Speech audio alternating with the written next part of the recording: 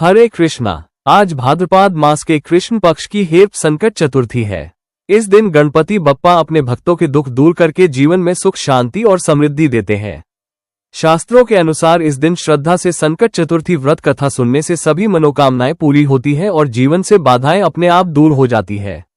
अगर आपको ये कथा सुनने का अवसर मिला है तो समझ लीजिए कि बप्पा की विशेष कृपा आप पर है।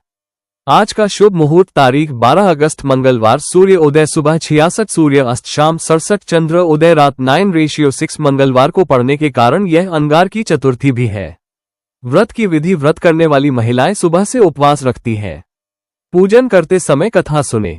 कथा के समय 7, 9 या 11 गेहूं के दाने रखें और कथा के बाद गणेश जी को अर्पित करें।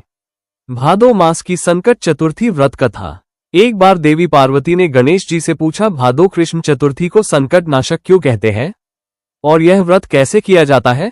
गणेश जी बोले, माँ, यह व्रत सारे संकट दूर करता है और सभी सिद्धियां देता है। पूजा पहले से विताई विधि से ही करनी चाहिए। 12 महीने में गणेश जी के अलग अलग 12 नामों से पूजा करें। विनायक, एकदंत, कृष्ण, पिंड, गजानन, लबोदर, बालचंद, हैरब, वकट, वकुतंड, आखुर, द्वत, विघ्नराज, घनादीप। सुबह नित्य कर्म करके व्रत का संकल्प ले और रात को पूजन व कथा करें। राजा नल और रानी दमयंती की कथा। राजा नल के पास सब कुछ था, पर एक समय वो जुए में सब हार गए। हाथी, घोड़े, खजाना, राज्य सब लूट गया। वे रानी दमयंती से अलग हो गए और अलग अलग नगरों में कठिन जीवन बिताने लगे। वन में दमयंती ने महर्षि शरभंग से पूछा, मैं अपने पति से कब मिलूंगी? ऋषि बोले, भादो कृष्ण चतुर्थी का व्रत करो। 7 महीने में पति, राज्य और सुख सब मिल जाएगा। दमयंती ने व्रत किया और सचमुच 7वें महीने में राजा नल से मिलकर सब सुख वापस पा लिया।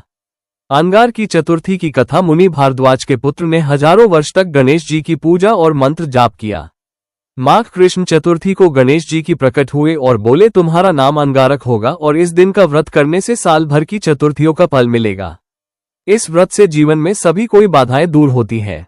बहुला चौथ की कथा। नंद बाबा की गौशाला में बहुला नाम की गाय रहती थी। भगवान कृष्ण ने सी का रूप लेकर उसकी परीक्षा ली और उसे खाने की बात कही। बहुला ने कहा, पहले मैं अपने बछड़े को दूध पिला दूं, फिर लौट आऊंगी। वो सचमुच लौटी, जिससे खुश होकर श्री कृष्ण ने आशीर्वाद दिया। भाद्रपद चतुर्थी को तुम्हारी पूजा होगी। चौथ माता की कथा। एक सेठ के बेटे की पत्नी रोज कहती, आज ठंडा बासी खाया।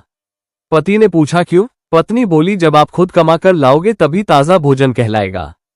पति कमाने गया और पत्नी से कहा, मैं लौटूं तब तक चूल्हा जलता रहे। एक दिन आज भूख आग बुझ गई तो पत्नी पड़ोस में आग लेने गई।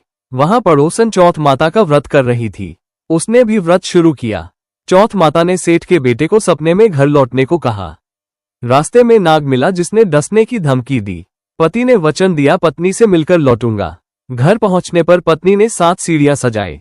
रेत, ईंट, गुलाल, केसर, हाँ, मिठाई, दूध। नाग हर सीढ़ी पर आराम करता और कहता, डसूंगा जरूर। अंत में गणेश जी, चंद्रमा और चौथ माता ने नाग को मारकर उनकी रक्षा की।